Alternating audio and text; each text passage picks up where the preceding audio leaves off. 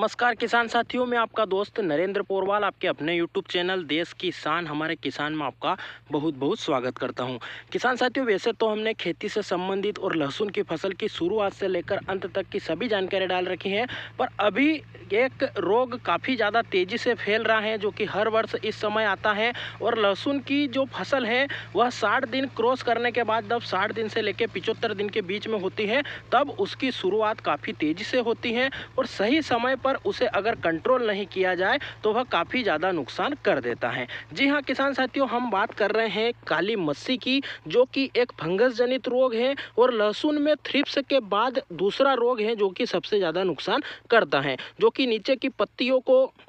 Damage करता है और धीरे धीरे करके पौधे की ऊपरी तरफ तक फैलता रहता है। तो इसके बारे में विस्तृत चर्चा करने वाले हैं कि इसकी पहचान कैसे करें, इसका जो है सही समय क्या होता है, इसको जो जब ये लगता है तो इसके लिए अनुकूल मौसम क्या होता है, किस कारण से यह लगता है और इसका उपचार और बेस्ट तरीके से इसका निदान कैसे किया जाए, कब किया जाए और किस तरीके से किया जाए, उसकी पूरी जानकारी इस वीडियो में आपको मिलने वाली है। तो आप पूरी जानकारी के लिए वीडियो को पूरा अंत तक जरूर देखें, जिससे आपको पूरी जानकारी समझ में आए। वीडियो पसंद आए, मेहनत पसंद आए तो लाइक करें, ज़्यादा से ज़्यादा किसान भाइयों तक व्हाट्सएप फेसबुक पर शेयर करें और ऐसी ही महत्वपूर्ण जानकारी जल्दी से जल्दी प्राप्त करने के लिए चैनल को लाल बटन दबाकर सब्सक्राइब करें और पास में लगा घंटी का बटन भी जरूर दबा दें, जिससे हम जो भी जानकारी की वीडियो डालेंगे बिना देरी के आप तक जल्दी से जल्दी पहुंच जाएंगे। तो आइए बिना देरी के जानकारी शुरू करते हैं। किसान साथियों, बात करें काली मस्सी की, तो यह लगभग लहसुन की फसल जब 60 दिन को क्रॉस करती है और नीचे की जो पुरानी पत्तियां हैं वह थोड़ी हल्की सी डैमेज होने लगती हैं, तब इसकी शुरुआत होती है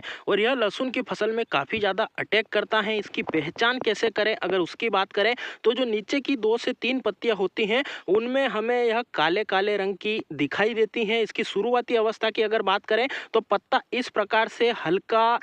हरे रंग में परिवर्तित होता है। जो काला रंग है उससे हल्का सा जो हरा रंग होता है, पीला और हरा मिक्स, उस प्रकार के पत्तों में परिवर्तित होता है। उसके बाद वह पत्ता सफ़ेद सफ़ेद पड़ने लगता है और उसके बाद इस प्रकार से काला पड़ जाता है। इस प्रकार से इसकी शुरुआत से लेकर अंत तक की प्रक्रिया चलती है। आखिर में पत्ता डैमेज हो जाता है और यह फंगस इस पत्ते से दूसरे पत्ते पर जल जाती है। यह पत्ता खत्म होने पर इस पत्ते पर इसकी शुरुआत हो जाती है और धीरे धीरे करके नई पत्तियों को छोड़कर दूसरी सारी पत्तियां डैमेज हो जाती हैं। एक इसमें बात है कि पौधा मरता नहीं है, पत्तियां निकलती रहती हैं, पर जो नीचे की पत्तियां, बड़ी पत्तियां जो भोजन बनाने का कार्य गठान बनाते समय करती हैं, उन पत्तियों को इसका काफ़ी नुकसान होता है यह, और पौधा हमारा बिल्कुल काफ़ी ज़्यादा हद तक उसमें डैमेज हो जाता है। और उसके बाद जब कंद बन रहा है तब अगर इस प्रकार की पत्तियां डैमेज होती हैं तो कंद यहाँ से बिल्कुल पोचा पड़ जाएगा और उसमें बाद में सेंटेड होने की समस्या आती है, जो कि हम बोलते हैं कि भंडारण में पौधा सेंटेड क्यों हो रहा है, जो हमारा कंद है वह सेंटेड क्यों हो रहा है, तो वो इसी प्रकार की जो फंगस है उसी की वजह से होता है। तो यह तो होगा इसकी पहचान और इसका जीवन चक्र किस प्रकार से चलता है और क्या क्या नुकसान करता है। अगर अब इसकी बात करें अनुकूल मौसम की कि वो क्यों लगता है हमारी फसल में, तो किसान साथियों आप अभी देख ही रहे हो कि अभी मौसम में 2 से 3 दिन से काफ़ी ज़्यादा कोहरा छाया हुआ है, धूप बिल्कुल नहीं निकल रही है, जो आर्द्रता है वह काफ़ी बढ़ चुकी है पत्तों पर। दिन में दोपहर को भी अभी ये पत्तों पर पानी जमा हुआ है। तो इस प्रकार का मौसम जो होता है जब धूप नहीं होती है और बिल्कुल नमी भरा मौसम होता है, वह इसके लिए अनुकूल होता है और काफ़ी ज़्यादा तेज़ी से इस वक्त यह फैलता है। यह फैलता कहाँ से है, तो जब हम निंदाई गुड़ाई कराते हैं और जो खरपतवार होता है सबसे पहले उसके ऊपर आता है, उसके बाद फिर धीरे धीरे पत्तियों पर चढ़ता है और नीचे की पत्तियों को डैमेज करते करते फिर ऊपर तक यह फैल जाती है और पौधे में काफ़ी हद तक, काफ़ी तेज़ी से और काफ़ी खतरनाक नुकसान यह कर देती हैं। तो ये बात हो गई इसके अनुकूल मौसम की।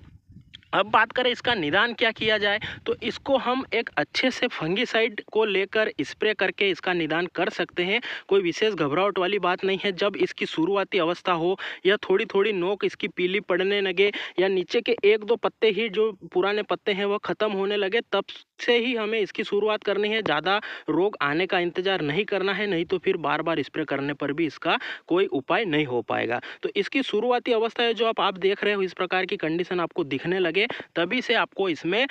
स्प्रे करना है फंगीसाइड का। फंगीसाइड कौन से लेने हैं, तो आपको सिस्टोमेटिक प्लस कॉन्टैक्ट फंगिसाइड, यानी कि जो अंतर प्रवाही होते हैं जो कि पौधों पर स्प्रे करने के बाद अंदर तक जड़ों तक फैल जाते हैं पत्तों के माध्यम से, वो टेक्निकल भी होना चाहिए। और जहाँ पर गिरता है उसी उस फंगस को भी ख़त्म करता है वह स्पर्शी फंगिसाइड भी इसमें होना चाहिए। तो दोनों टेक्निकल वाला जो फंगिसाइड होता है कॉन्टैक्ट प्लस जो सिस्टोमेटिक फंगिसाइड, उसका उपयोग आपको करना है,